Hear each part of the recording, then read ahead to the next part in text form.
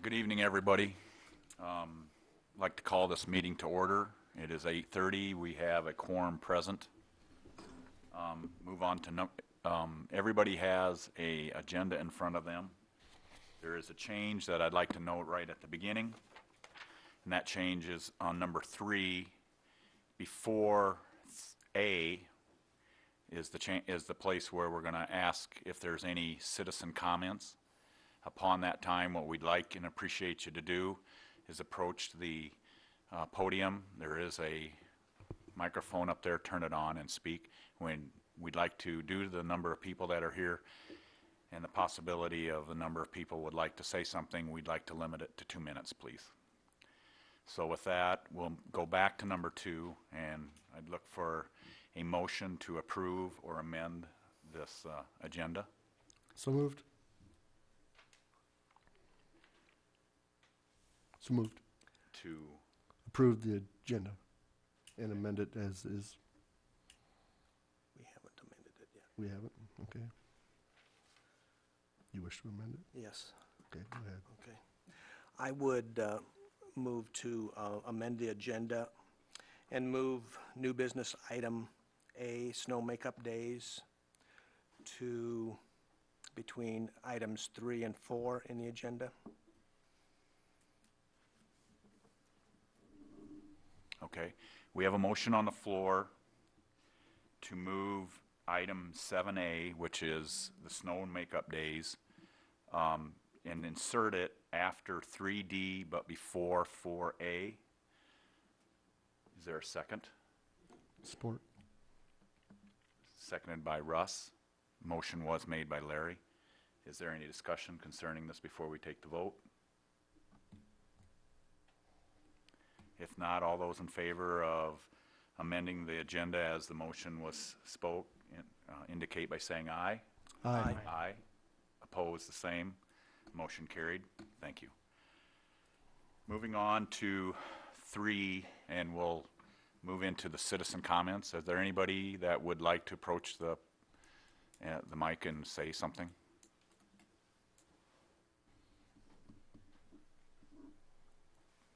Okay. Then we'll move on to A. Ryan Sweesaw is, please.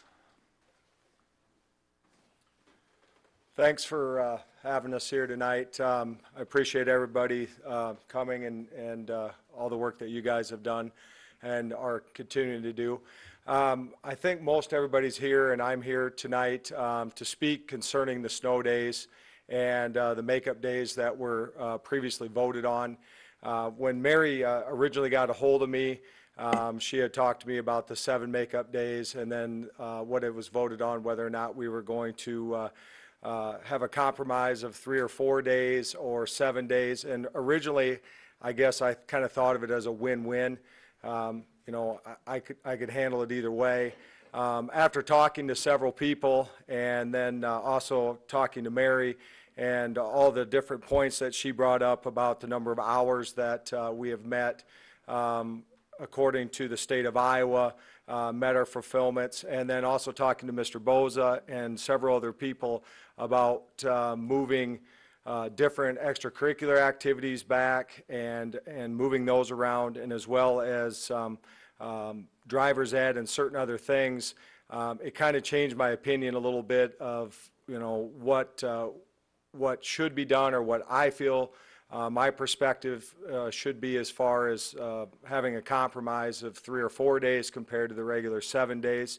I know when I was on the board, there was often times where I made decisions thinking that there's no way anyone would disagree with that decision, to find out that everyone disagreed with that decision. So I appreciate you guys taking the time to revisit this. I know that maybe at the time when the decision was made, that there wasn't probably anybody here to speak of what they thought, and I think most board members erred on the side of caution of, you know, we can't go wrong with having extra days, and maybe didn't quite take into consideration all the extra things or things that were going to have to change in order for that to occur, and maybe not knowing that there were parents that felt it probably shouldn't make up all 7 days, that 3 or 4 days they felt would be sufficient.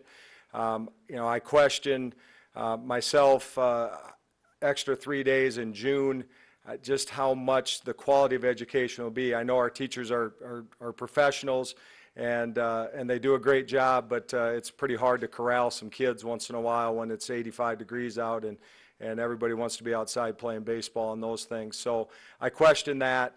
The other thing that I question is, are we really gaining a whole lot? I know we have the teachers here on 190-day contract days, but we have to bring back ancillary staff, bus drivers, cooks, everybody else. It moves the janitors back an extra day or extra few days before they can really get to their summer work as far as trying to get everything cleaned up and ready to go again for fall, and they always tend to run short on time anyway. So these are all things that I hope we are thinking about, and I know you guys are thinking about, and they've been brought up. Like I said, it's a win-win, but as far as a lot of parents' perspective, I know there's people who have camps that they're going to be missing. There's people putting vacations on hold and those things, and I appreciate that you guys are going to take the time to consider this again. Maybe some of those things might be avoided if we can revisit this and change things. If you don't, like I said, we appreciate all the time that you guys do on the board and your commitment to education. So thank you. Thank you, Ryan. Next on the agenda, we have a request from Tiffany Milliken. I'm a little shorter, so I'm going to move the microphone down a little bit. I'm going to echo Ryan just by saying thank you so much for being willing to listen to the teachers' perspectives. Obviously, I had put in the packet my feedback, so I'm just going to read off that. So I'll just do that as well. The reason I'm here, of course, is to provide additional insight where necessary beyond the recent survey that was sent out to teachers. There is one main question at hand tonight, and that is, will students lose out on academic learning if the end of the school year is extended? And the answer, according to teachers' feelings, is absolutely not. Here's the supportive facts behind our reasoning. The teachers at West Sioux hold the students' academics very high. We do see the importance of making up the days to hold students accountable. However, adding all the days to the end of the calendar, in our opinion, is not necessarily ideal for the students, and nor is it necessary. So of course, I broke it down into what's ideal for students. If academic success is truly at the heart of the issue, then it will provide reassurance that teachers, knowing the calendar at the beginning of the year, plan their curriculum according to that calendar. And by doing that, they make sure that the meat of the important things in the year are done at the times that students are actually able to retain and pay attention or attentive during that time frame. This being said, students will not lose out on concrete learning, in our opinion. In addition, academic success, of course, begins to drop naturally, and Ryan kind of alluded to that, as the weather comes into play. Students spend more time outside, which then lose sleep, of course, their ability to focus at school. It drops greatly, in our opinion. And during the month of May, teachers do have a struggle at keeping the attention of students. It's just a fact. It's part of the deal. So it does become a great struggle for teachers during that academic time. Here are the reasons that we feel that it's not necessary, and again, already known by the board, but just to reiterate that. Ireton, which as the state goes by, of course, is that hit that 45 extra days before the snow days actually took place. And as you know, Ireton puts in shorter days than the rest of the district. Hawarden hit its extra 153 hours before the snow days actually took place, which equated out to 22.4 extra days. This reflects the fact that teachers have provided much, much more instruction than the state requires. Even taking the 7 days off, the majority of West Sioux students still had approximately 15.4 extra days of instruction without extending the year. So just in closing, I just want to reiterate from the teacher's perspective, of course, that if academic concern is truly, truly at the heart of the decision that the teachers feel, they do feel confident that no student learning would be sacrificed if we did not extend that school year. And again, just reiterating one more time, that teachers do take into account the calendar in the beginning of the year. They do plan appropriately the curriculum. We do make sure that the majority of the necessary needs per standards, per the state standards, are covered. And when those days are missed, we adjust accordingly to make sure that those students do not miss out on the learning. Thank you. Thank you, Tiffany.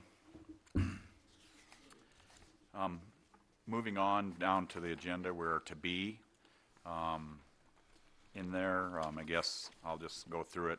We have a thank you from MOC Floyd Valley. They took a tour of our high school building and thanked us for a great tour at West Sioux, and they were impressed with our facilities and our hospitality. So I guess that was a very nice thing. Moving on down, I guess I'd like to turn the student and staff recognition over to Mr. Kramer. Oh, I'm gonna actually have Carrie do the first two bullets, and I'll do the second two. So congratulations to Benjamin Duenas, McCaden Couples, Yatsari Mora, Gabriela Barrera, Haley Anderson, and Anthony Soto for being March's PBIS Students of the Month in Ironton. Congratulations to Rice and Hammond, Natalie Diaz, Mark Topete, Jonathan Flores Topete, Alyssa Kennedy, Dulce Curiel, Rebecca Huerta, Marco Mendoza, Joriana Franco, Melissa Hare, and Booker Walsh for being March's PBIS Students of the Month in Haywarden. Congratulations to Micah McVeigh, Avery Coyle, Brenna Ranking, Ross Bushby, Aiden Thonstad, Jordan Mueller, Hernan Garcia Topete, Raina Maher, Josh Beach, Carter Erickson, Jada Robertson, Zach Hare, Perla Murillo for being March's Student of the Month in the middle school. Congratulations to Sydney Ranking, Areli Andrade, Andy Mendoza, Brian Duenas, Alex Dominguez, Jessel Topete, Emma Avery, Jocelyn McKee, Marilyn Topete, Leah Rader, Johnny Peterson, Emily McKinney, Andrew Wissink, Jasmine DeGroot, Taylor Louders, Kesden Blankenship, Adrian Topete, Elliot Harding, Taylor Pies, and Elizabeth Strong for being March's Student of the Month at the high school. okay, does anybody have any additions to that? If not, according to the amending of the agenda, we're moving 7A up to this time in the agenda. So I guess I'd like to open. The reason for this, it's basically the school calendar versus the snow makeup days. It's time for discussion amongst the board. We're going to revisit perhaps where we ended in our previous meeting and bring open some new topics or discussion. And I guess I'd like to open that up to the board at this time. Well, I'd like to share some thoughts. I know that we all realize that instructional time is important. I think it's the school board's responsibility to protect and maintain the instructional time that we have in our school calendar, which specifies 180 student days or 1,125 student hours, and that any snow days will be made up after May 27th. Also, I prefer that we have a plan moving forward to make up days during the school year so we don't find ourselves in this situation in the future. And I'm pleased to say that since our last board meeting, we've developed a plan to make up at least some days during the school year in the future. Because of that, I can now support making up 4 snow days and making June 3rd the last student day. And I'll put that in a motion.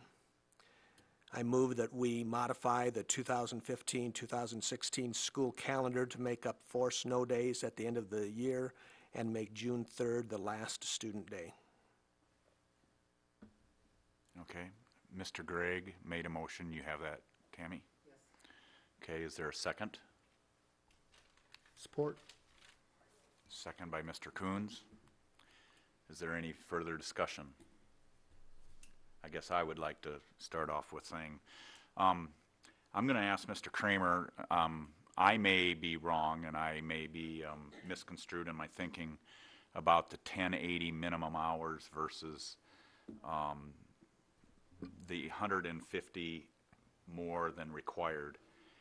We have, I think, consistently over the years, even though we were going by days, we were consistently always over 1,080 minimum hours.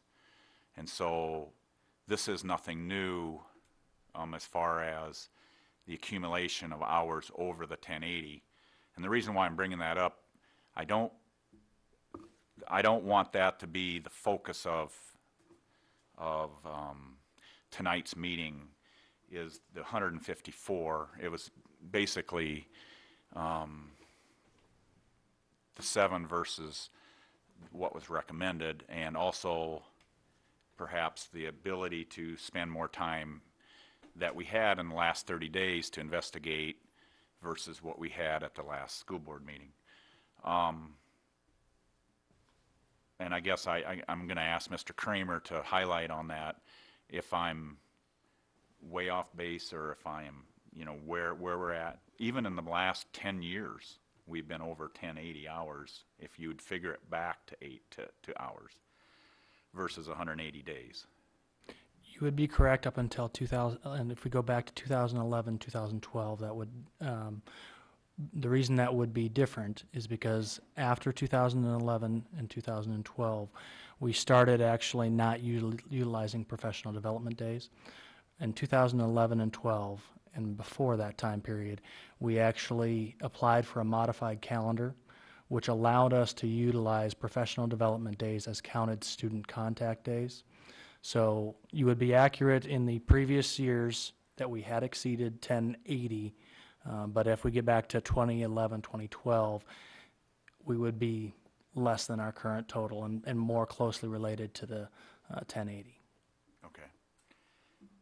Thanks for that correction. I guess that was my attempt to try to, basically what it is I don't think the importance and what people believe, I want to focus on that, the hours as much as making sure that we have consistently attempted to try to be academically responsible to our kids and to the profession that our teachers use to teach those kids.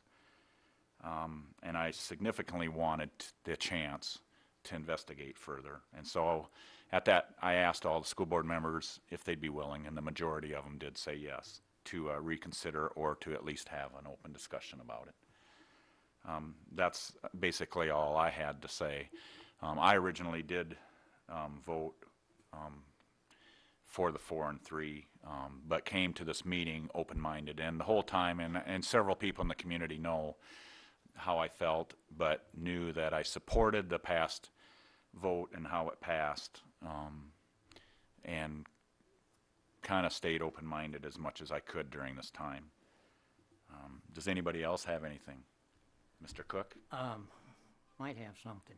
Okay. I see my job as keeping the students in front of the teachers for the certified number of days. Our teachers are employed for 184 days, and 180 of them have to be, I think, student contact, or 179, somewhere along those lines. 178?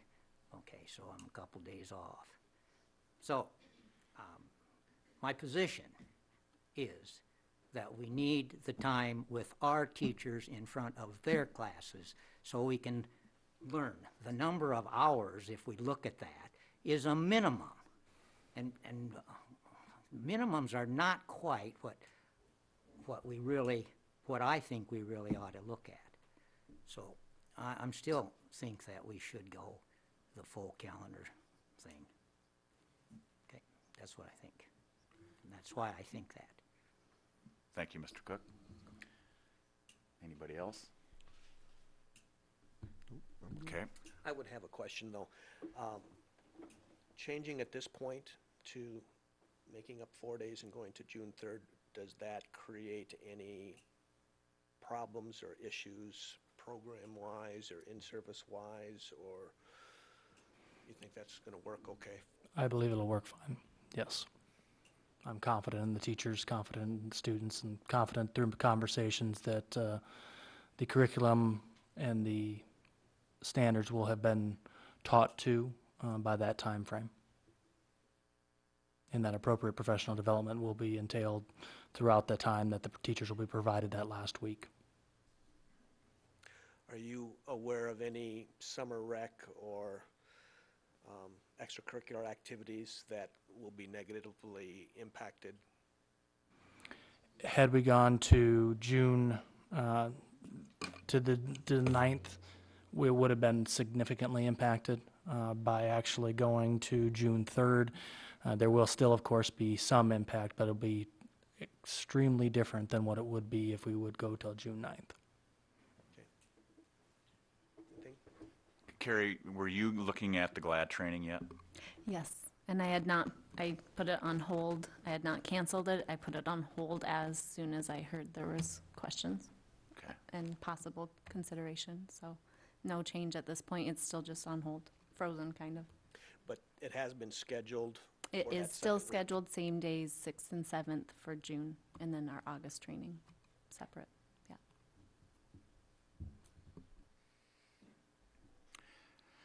Okay, if there's no further discussion or questions for anybody, go on with the vote. All those in favor of the makeup days moving to 4 indicate by saying aye. Aye. Aye. That would be Russ, Larry, and Gary. All those against, the same? I'm opposed. Okay, Aye. thank you. Motion passed. We are now at 4 days. Okay, we'll move back to the regular agenda as it is. We're in informational of open enrollment. On letter A. Would you want to handle that, Mr. Kramer? Yeah, for informational items, all the open enrollment in and out of West Sioux are in a timely manner. So they're just for informational purposes for the board. And Tammy, you have some information on the staff appreciation luncheon?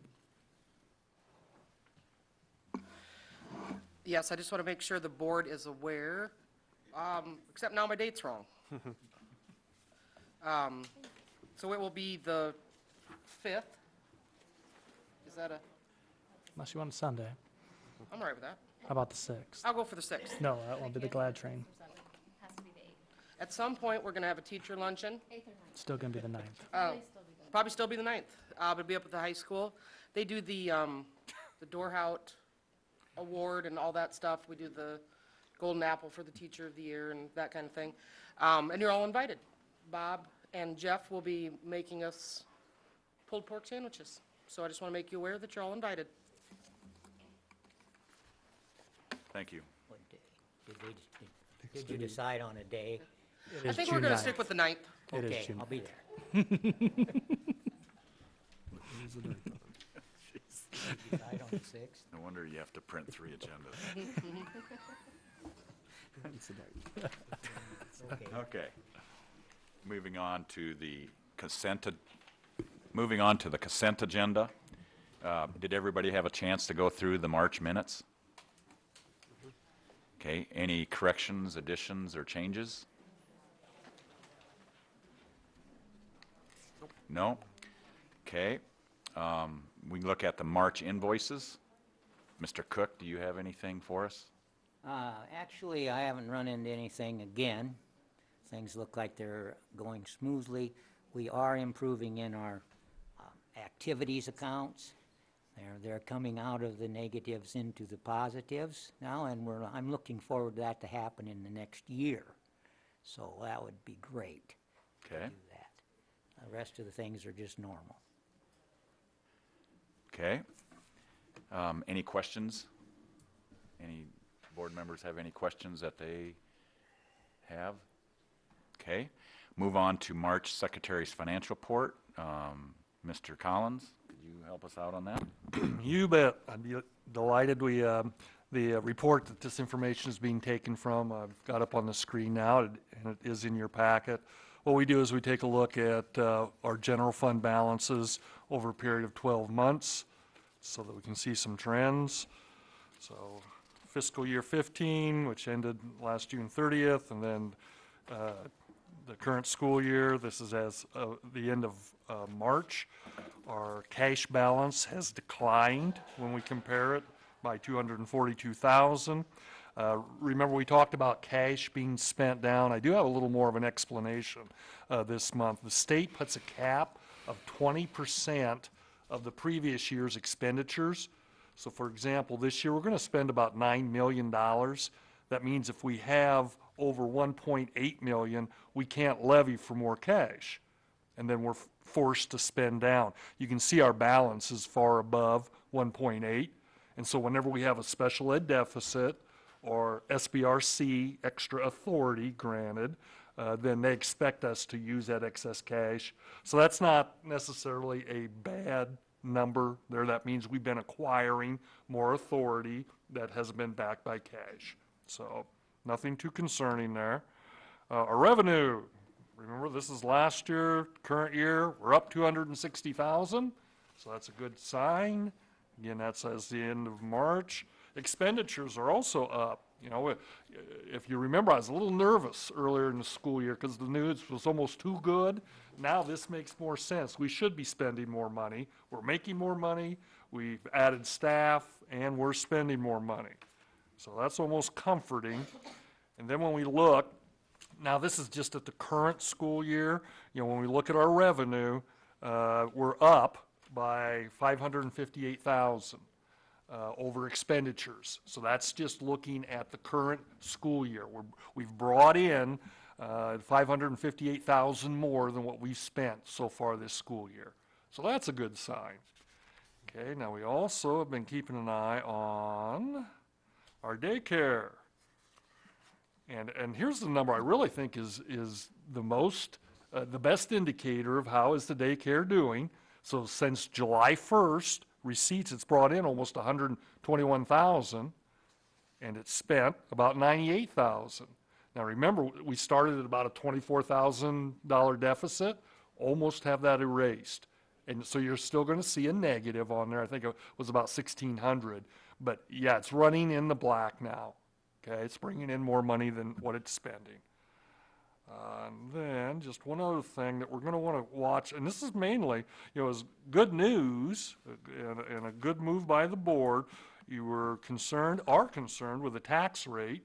And so remember, we're going to lean on that management fund a little bit. We started building that up 2-3 years ago because we initiated a break-fix insurance policy that helps us to build up the general fund. And then we also had some retirements. So we've padded the management fund in order to reduce the tax rate significantly for next year. We went ahead then and we're levying less for management fund. So we're going to want to, starting next month, we'll do the same thing that we do for the general fund with the management fund. And so every month we'll chart it and we'll make sure that we're bringing in adequate funds throughout the school year. We're going to keep our finger on that pulse a little closer. But you can see right now, yeah, management fund is in great shape, over $200,000 balance. And when you look at the 4-year profile, what you're going to see is our balance used to be below 100,000, and that equals almost our total expenditures during most years at about 230. So we almost have a year's worth of reserve buildup in management fund, and we're still going to levy some cash for that. So we should be in good shape. And that's all I have right now. Any further questions for Mr. Collins? Thank you. Moving on, we have personnel. We have some contracts.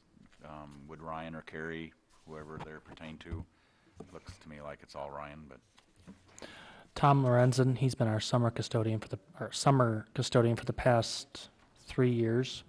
Do you want to bring that up on screen? He does our mowing in all 3 of our facilities. Jesse Strong, halftime assistant track coach.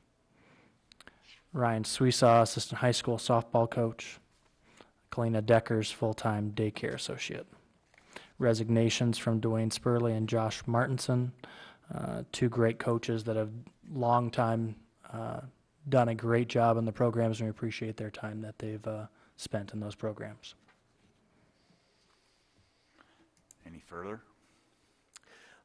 Ryan, on Tom, is it just a summer position? I see there's no end date on the contract. What it's been nice to do is actually, until we're done mowing, that's all he does is actually on the riding lawnmower. And actually, I had him start earlier this year. It seems that we're kind of, because of the bus driver shortage, what we're also using is a custodian up at the high school more often as a bus driver. So in turn, that shortens our custodial work up there. So to get some of that back, it was nice to be able to call on Tom and say, hey, can you come in a little bit earlier, help us out the month of May? And I foresee that in the fall also until we're done mowing. In the fall, usually after we initially get started in September, we're okay. But with football and all those activities that require us to really be on top of it, it's nice to be able to depend on him.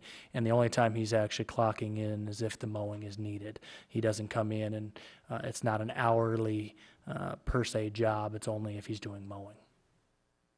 Thank you. And then on the track position, did we get more kids out than we expected? That is correct, actually. Mr. Boza took a look at actually what we had for the middle school numbers, and we have a significant amount of kids out for the programs and required another half-time assistant coach.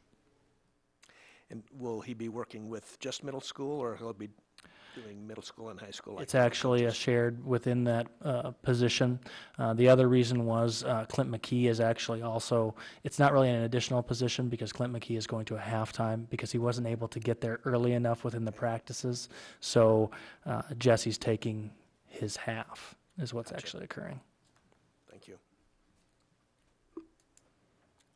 Okay, any further questions? Thank you, Ryan. We need these in the consent agenda are all action items. So I would entertain a motion for a motion from the board.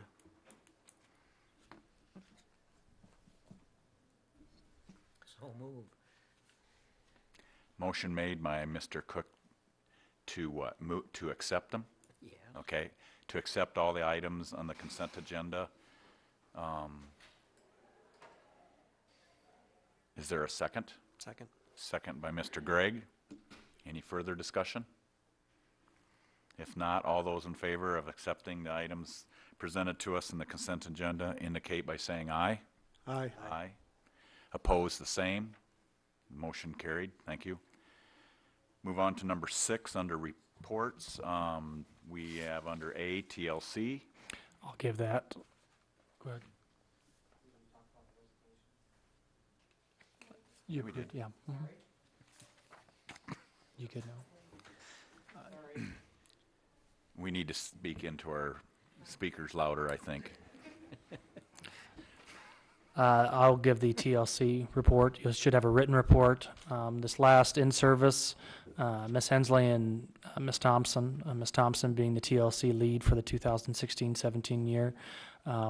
They broke out into groups and discussed hopes and fears with the instructional coaches and mentor groups, set goals for the next year, and then the mentors began writing the new mentor and induction program that needs to be submitted to the state.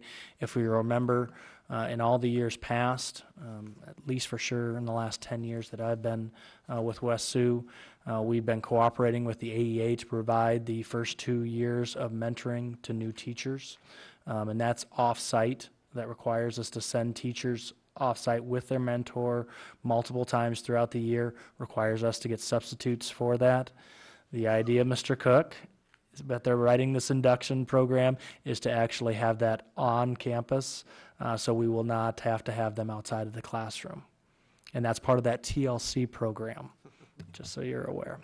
I'm aware of it. Okay. And then May 9th, the TLC coordinator and TLC lead will meet for one final planning session before submitting the mentor and induction program to the state.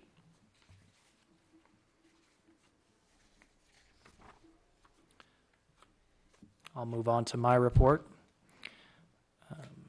Yeah. Tammy, you want me to show it, or you gonna? You got it? Excellent. Can you zoom in a little bit on the graph? Most important part of this report deals with our ITBS results from this previous year. I'm going to kind of break down the color codes for you. If you look at the 6th grade moving across, you'll notice that in 2014, the current 6th graders would have been 4th graders. 53% of them scored proficient in reading. In 2015, that same group as 5th graders scored 74% of them were considered proficient on the Iowa tests. So the indication of green indicates that there was a 5% jump more that were proficient. So then again, if we take that same data and go to the right on 2016 and look at what they did in 6th grade, there would be 73.68% of those students were still proficient. You'll notice that that's very close to what we had the previous year, but it's in yellow because the reason for yellow is either plus or minus 5%. So it's not green, it's not red, because if it was red, it'd be more than 5% decrease from the previous year. So we're measuring the same students close to. Of course, each one of those grade levels has changed with some students, so we're not, unfortunately, measuring the exact same students. But you can see a lot of green up there, some areas of red that we want to focus on. I really want to point out the junior class in their math. This is a very interesting and very positive piece, as we've kind of had questions in regards to how well is our math curriculum keeping up, how well is it advancing students. If you'll notice, when they came in their freshman year, 56% of them were proficient in the area of math. By the time they finished their freshman year and were in their sophomore year, 70% of them were proficient in math. Now we get into their junior year, now 84.38% of them are proficient. When we consider the percentage of students in that grade level that are receiving special services with IEPs, there are 30% of that class is receiving extra services. The norm or the average for a grade level is usually about 10%. So And we're at 30? and we're at 30% in that class. So that's really exciting to see in math. In the other areas, there's still some concerns. The area of science, there's definitely a concern with the junior class and their decline. And that's where the one test, one tool is a very difficult thing to use, because as much as it'd be nice to be able to look at one test one day to determine how successful a class is, how successful a student is, it just doesn't give you a good picture, and it doesn't provide you with an accurate piece to look at continuously. It's good. It's one good tool. It's a great tool. But as Mr. Cook can attest to, he can't build everything with just a hammer. He needs multiple tools in his toolbox to go out there, right, Mr. Cook? Yeah. Absolutely. And so that's what we need to in our assessment criteria. Ouch. No, that's exactly, he knows it. He knows it. Okay. Is that all you have? I do want to point out seniors' last day. I did, through discussions with the teacher leadership committee and actually individual teacher leaders, board members, the senior last day will be May 27th. Excuse me, yes. Senior last day will be May 27th. Their last day of class will be May 25th. On May 26th, they will be assisting in the Haywarden Elementary with their field day activities at the high school track. And on May 27th, they will be attending their graduation practice. And they'll be then having their graduation ceremony on May 29th at 2 o'clock at the high school. And do you have anything to add about hiring for the high school math position? Yes, actually, I do. Thank you for asking that question. I had two wonderful interviews actually this week and have offered those positions. One has accepted the position to pending her visit. She actually did her interview over what would be FaceTime. Did a great job. Very excited. She's an experienced teacher. Graduated from Northwestern. Currently teaches in Southeast Iowa. Did her student teaching in Sioux Center. Familiar with our district, but pending her visit, I said absolutely. Come check us out, and I'm very confident that she'll do a great job at West Sioux. And hopefully, we'll have her name and information for everybody at the next board meeting. Had another one for math this evening that did a great job also. So, yeah, very, very good. You might be off the hook, Mr. Cook. Maybe. All right.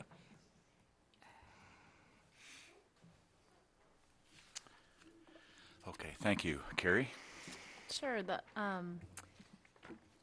item I'd like to focus mostly on well, first of all, those numbers for next year look good. They look much more reasonable than what I was fearing earlier in the year. I was a little nervous that we would have a lot less number of kindergartners for next year than what we have based on registration. Still a little low, but I'm looking, it's still looking like we're going to be in that 20 to 22 range for our kindergarten class sizes, just like this year. So we're steady, just like we are, and we're looking at that four-year-old preschool registration was very good this year too, which is what we were most concerned about, because that's the next year, and would they have the numbers too? So those look pretty decent, and we're hoping to maintain our enrollment just like we have the last few years. So good news there. SINA is the other item I'd like to talk about. So because of No Child Left Behind being over, because the feds have gone to the Every Student Succeeds Act, our state of Iowa no longer will be required to do No Child Left Behind and AYP the same as they've done in the past. But for 2016, 2017, the state has decided to continue school in need of assistance programming the same as is. What they're doing, and it's in my report, is to freeze our status. Even if we may have made the 5% growth in reading and math, we would still freeze as is. So it doesn't even, basically testing this year doesn't matter to SINA for next year because we're frozen as is. That gives the state a year to get everything figured out, how they want to continue the programming or how they want to change it, and get approval from the federal government to how they want to help their schools become high-achieving schools. So, but I wanted to let you know, SINA is going by the wayside. We don't know what it's going to look like in the future. We do receive the same amount of funding as we did this year for next year.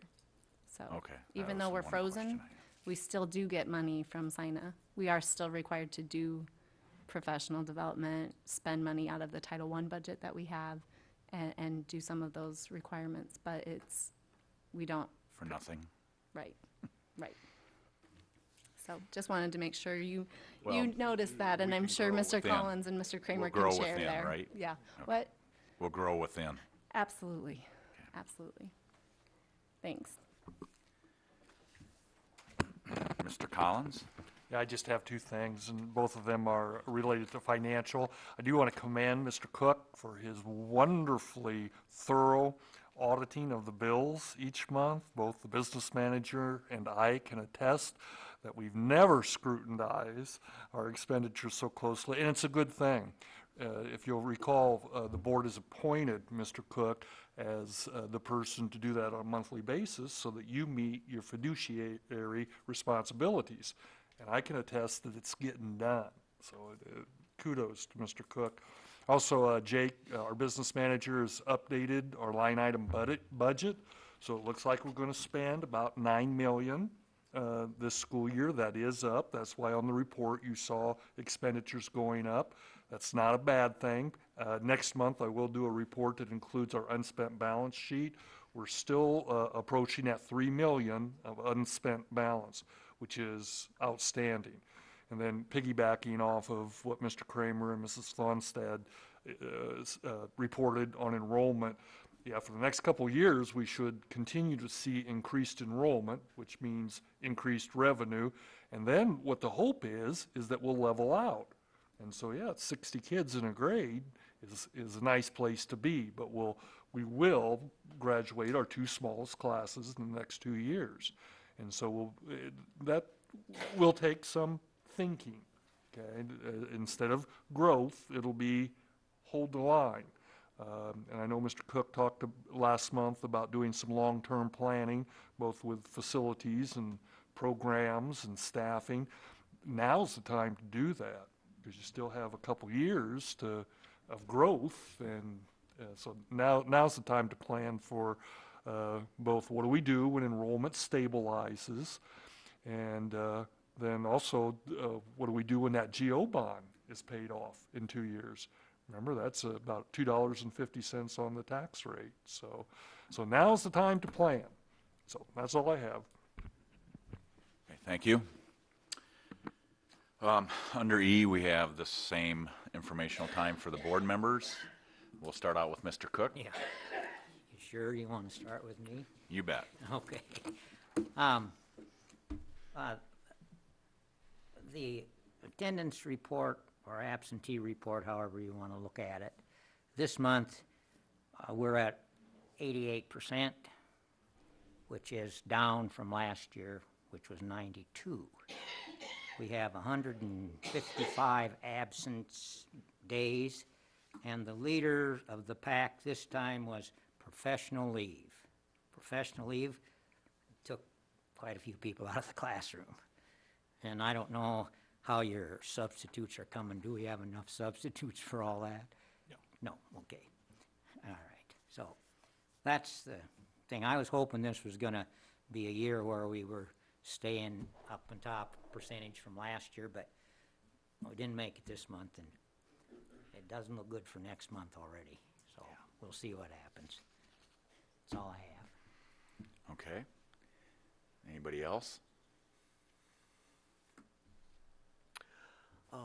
Well, yeah, just following up on the substitute teacher shortage last month, I asked the administration to visit among themselves about whether we have a problem and if there are any possible solutions. I don't expect to hear back from you this month, but maybe next month, if you can just give us your thoughts.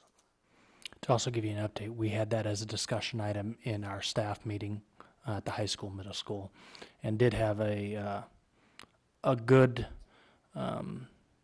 informational meeting. Professional development is a big one, and we're hopefully looking towards, with the TLC piece, being able to offer more through our professional development on-site as opposed to off-site. So that's hopefully will alleviate.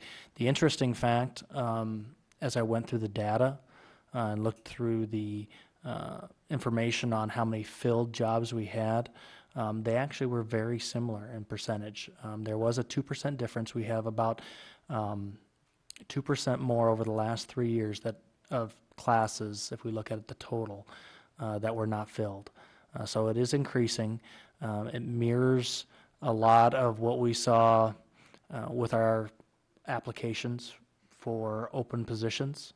There are fewer and fewer applications because of the teacher shortage, which is TLC.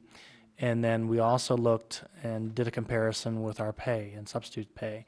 There are some things that we might want to take a look at that some other districts are a little bit innovative on, as a teacher has done more days, increasing their salary. There's a couple of neighboring districts that do that.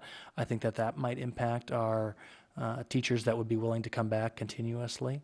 But in relation to just continuously looking, the state has done us a favor in adding some more leeway with the rules and adding substitutes to certain areas, for instance, in the elementary. And it's really fortunate for us to get the word out that we have jobs available, and we are seeing, as we progress, more people from the community looking to get their certification because of the opportunities that that presents. And also, actually, this is a good time with that question, if you don't mind, to really acknowledge the community and their assistance for tomorrow with Suzanne Hansen's funeral. We have a number of staff that are leaving, and I've had, as Tammy can attest to, countless people offering to help in any way they can to allow our staff to attend the funeral and have coverage for our students to still be in class, still be supervised properly, and still actually have instruction. So I greatly appreciate that, and it really just kind of shows what kind of community we have. Good, thank you. And then last month, I also expressed an interest in getting our meetings on our webpage. Has anyone pursued that? Bob Bach and Ron Pathero are working together to get it sent digitally from here to Bob, and then Bob will put it on YouTube, and we'll put a link on our website, and this meeting will be the first one that should be posted. So Perfect. we'll get going. Great, thank you. One other thing is, we did get information back from the Iowa School Board Association on our board policies, and I was just wondering how you would like us to proceed with that. I don't know, Ken, did you get a copy of that information? I do have a copy of that information. Yeah. And it's going to take somebody that knows a lot about those things, which you do, to go through it. All they send us is statements about some that don't meet the criteria now, and you have to go to the website and they'll give you a sample and pull it out and put it in wherever this big stack of papers is. That's all we got. But I do have it. It's at home. So we should probably get together and think about that. Okay. And so, how do you want that brought back to the board? Section by section would probably make a lot of sense. Do the 100s first and then bring it back. I think there's nothing in the 100s, so we got, where's that? You're already up to the 200s. Already got a big section done. Nice work. Yeah, last night I got it done. Some of them will go really fast. I don't think there's any identified as the 100s that aren't okay.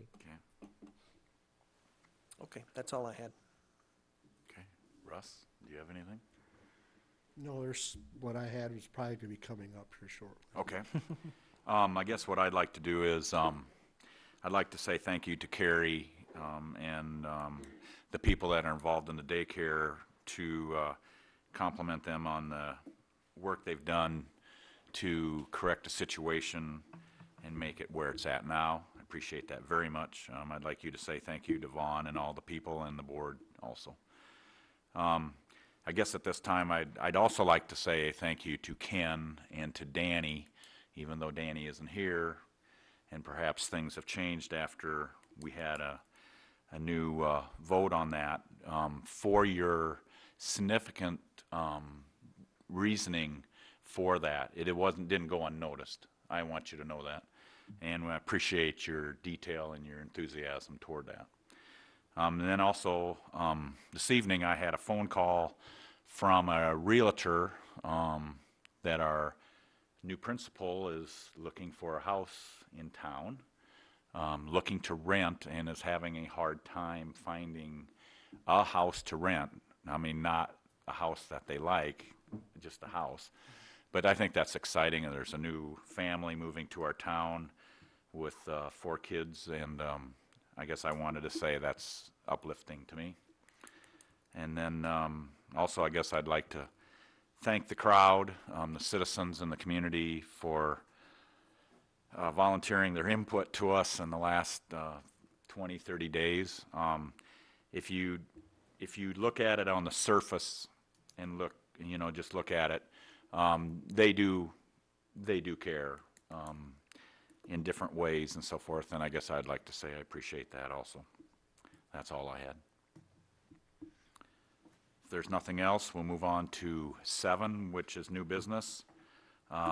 We've already done A, and that has been voted on, so that will not be part of the action when we vote on the new business items. We'll start off with the baseball shed bids. You'll remember last month, Denny Peters kind of gave us some information on our baseball shed. We do have 2 bids for that project. I did lay it out a little differently for your information, so it might be a little bit more simplified. We did have bid from G&T and Denny Peters, and you can see their labor costs, materials, and the total, if we added both of those. And my recommendation would be that we go with the lowest bid for that project. If also, I'll use, in comparison, to go down, what I had budgeted in our Pepple silo was $3,500 for that project. As you can see, this is $3,400 more than what would have been budgeted.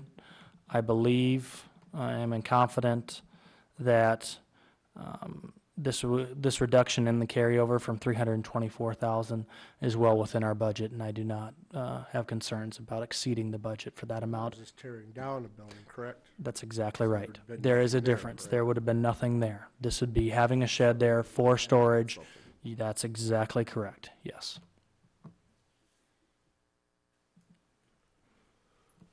How about cement work? Currently, I do not have cement right now. That might be something that we look towards in the future, but due to the time and layout, I think we can be okay with just providing the building and looking towards possibly later as adding the cement patio if we wanted to. Right now, I think gravel would suffice for our needs. Are we, You think? are we extending the roof over a patio area? That is correct. We would be extending the roof to the north to provide shelter area for our, we have roughly about 4 picnic table areas that will fit perfectly under that area and provide a nice little shade area. I'll also provide an area for our areas of tailgates and things. What I do want to bring up, we will, during that time also, I'm looking to change the layout of our fencing. Currently, the fencing that lines up for the baseball isn't very good on what we have available to us.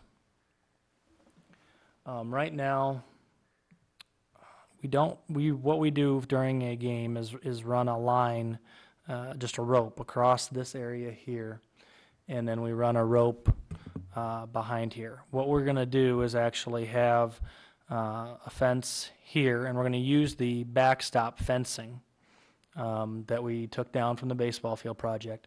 Add fencing and barriers to make it a more concise area so we're able to have actually ticket gates for baseball events. Also, we have what we're having built are 8 large metal gates that'll actually, you've probably seen them in parks more where they open up across the road, and so instead of using our orange barriers that we have to move, all this will be is you pull a pin, you move it, and it opens the roadway.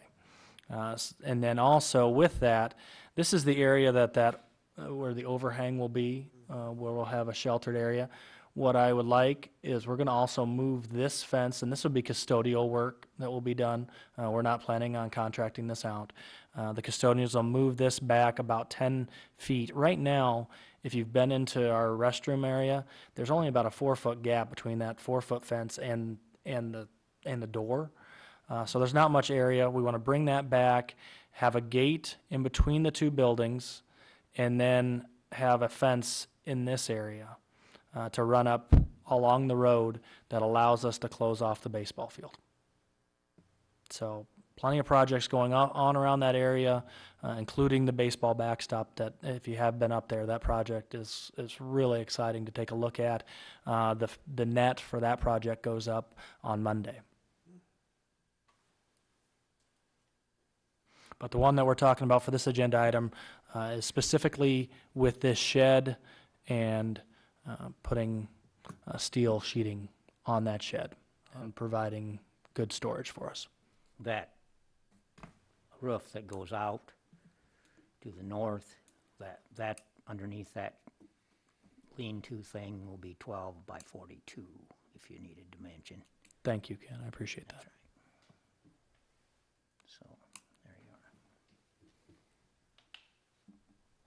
So what's the dimension of the actual shed? It's 42 feet long, and I think it's 24 feet wide.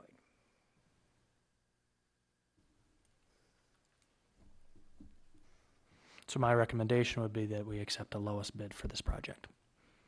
And it's well within our Pepple silo budget.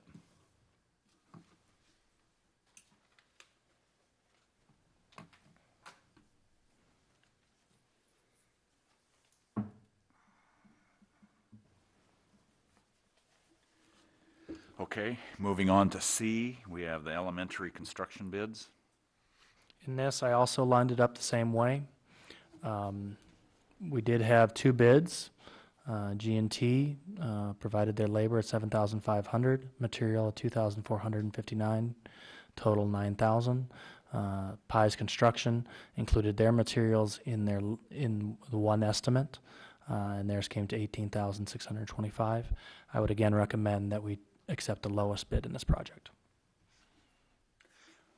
In that, if I looked back at the cabinets that coming from Schoenemann's, which rooms, is it 108 and then the Ireton?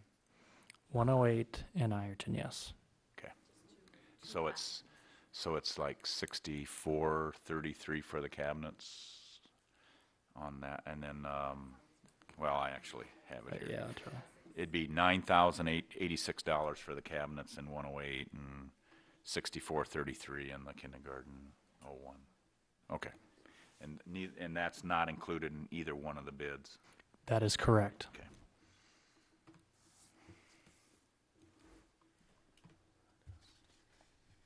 And I think Casey goes under Garrettson Construction now. It is. Okay, thank you.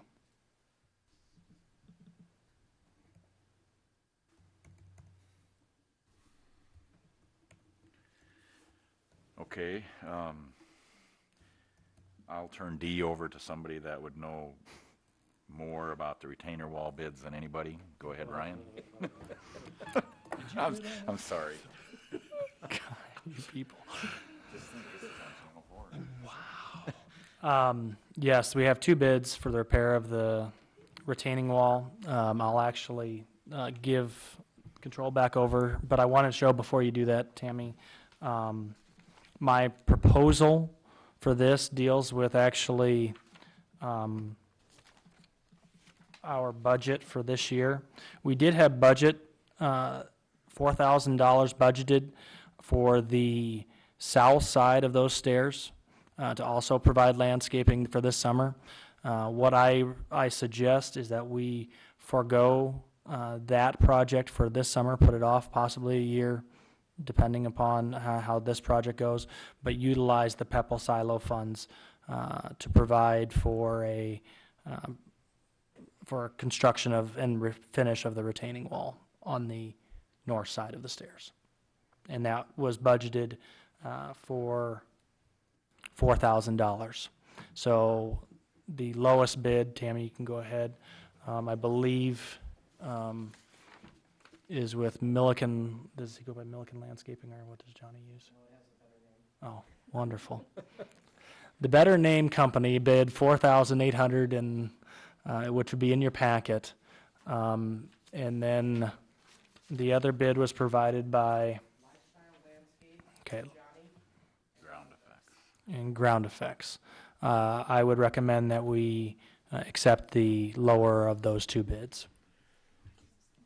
Just a question on those bids. Mm-hmm. If we look at it, one GeoGrid wall anchor for the bid from Lifestyle Landscape. And the bid from Ground Effects put in 160. Now, I think that's kind of a structural thing. So I'm just wondering if that's enough, one of them. That GeoGrid. I do know from the, is it Lifescapes, is that? No. Excuse me, the Lifestyle.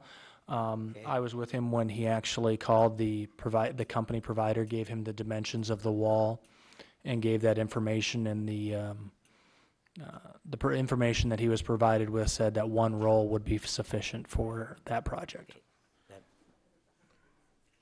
Yeah. I think he put just one. Theirs is broke down into feet, and it's the same Yeah, price. And so his was, yeah, so it'd be similar. I understand. Thank you.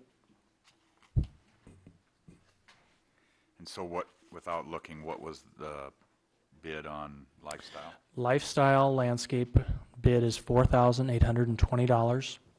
Okay, even? Thank you. That is correct. Ground Effects, $8,843.23. Foot, okay. Wondered what that was.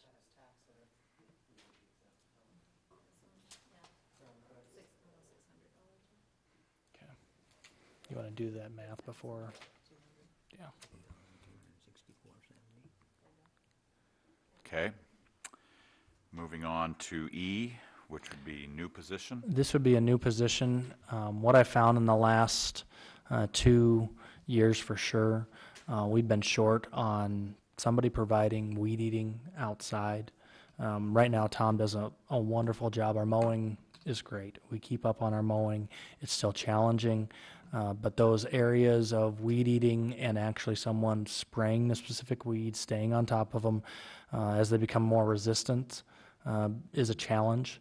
So what I'd like to do is hire somebody for summer help to provide that assistance outside to allow those custodians the time that they need to stay on top of things inside the building as we diminish our, as the number of projects that we have inside, it leaves them less and less time.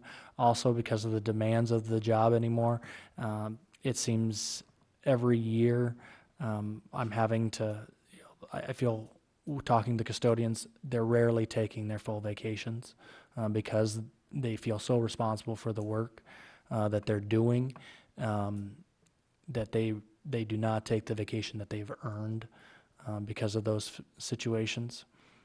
And I think by hiring this person, it would assist in our grounds for sure. I know that has been an area of concern. It's one area that I have a significant concern because I know there have been in the past couple of summers, Mr. Collins, I believe, a lot of interest from community members. Lots of advice. Yes. Rides even.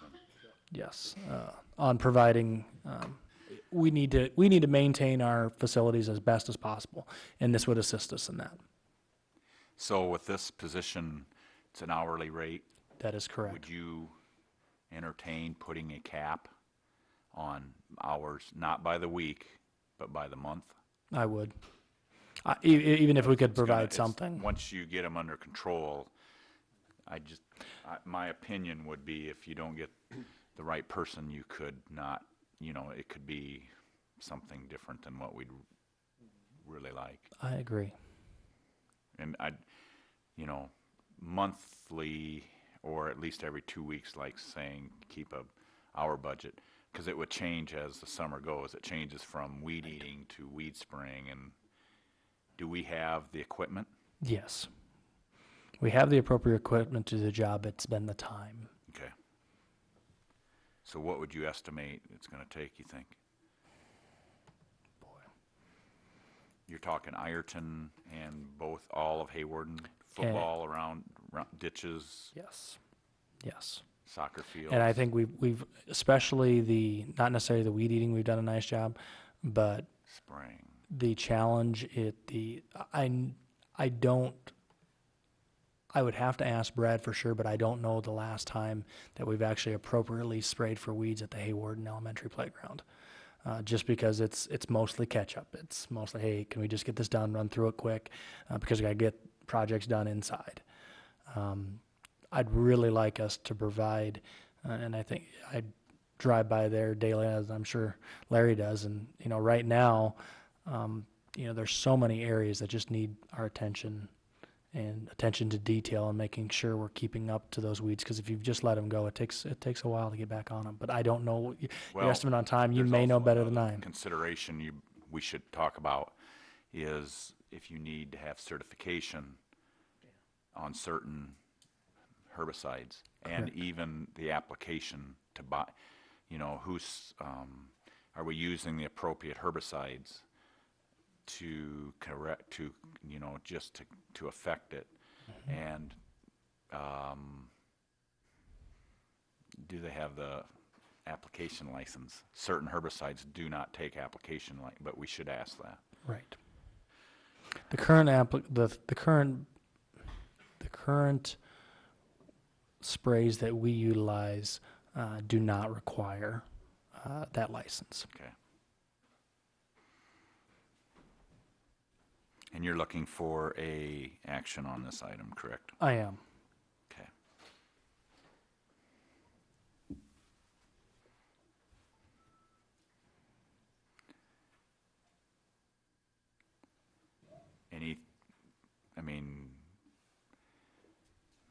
Where would the starting wage be, do you believe?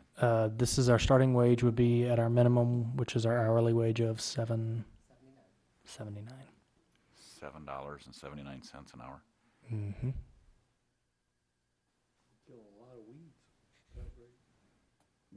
Or none. Okay. Do you think that's enough? No.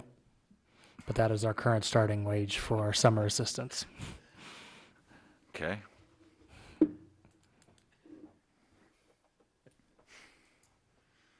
you think you can find somebody? Well, I'm sorry, but I don't think That you're gonna find anybody. That's correct. That is my challenge too. I don't know if there would be an interest out there for that, for weed eating and spraying. But you'd be willing to look, and if we couldn't find somebody, and then there's a plan B?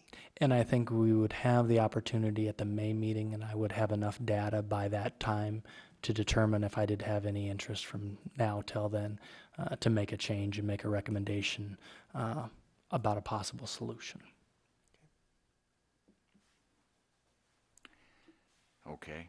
I personally, I don't know what we can do with how we hire and what we have stated and stuff, but I think it's, you're talking physical labor, not just sitting on a lawnmower. The challenge that it presents, also the challenge that it actually really gets into is all of our positions as we take a look at. Okay. If we don't eat. Okay. Exactly. Okay. And not to diminish the job of sitting on a lawnmower. I didn't mean to say that either. No, I Okay. think I totally understood that. Okay. Do we have anything else any questions, discussion concerning, because this is these are all action items?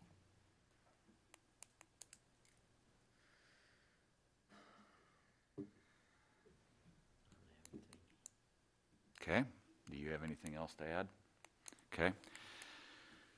This would be items B, which is the baseball shed bids. And we'd go with Peter's bid at $68.95. Under C, the elementary construction bids would be for 2 rooms, K01 in Ireton and number 108 in Haywarden.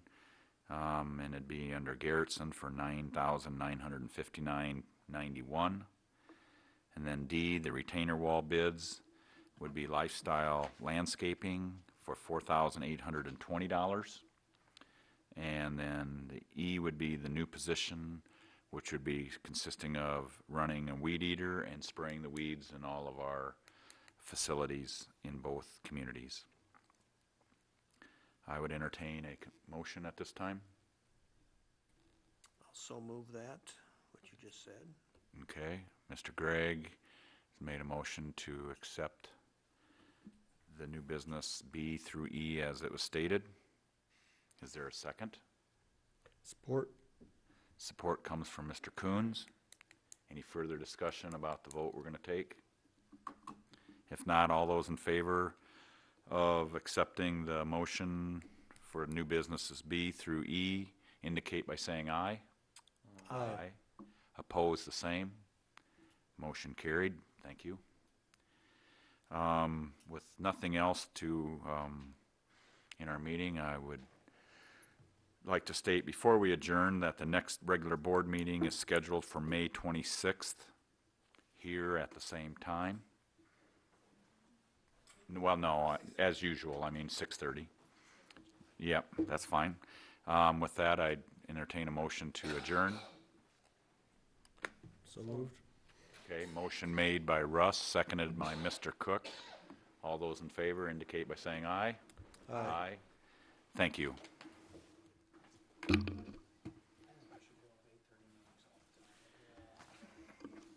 Actually, that's. I'll say. This is, my wife asked me, when will you be home? And I said, don't worry about it. It might be, I did. I said, I don't know. I hope it isn't tomorrow.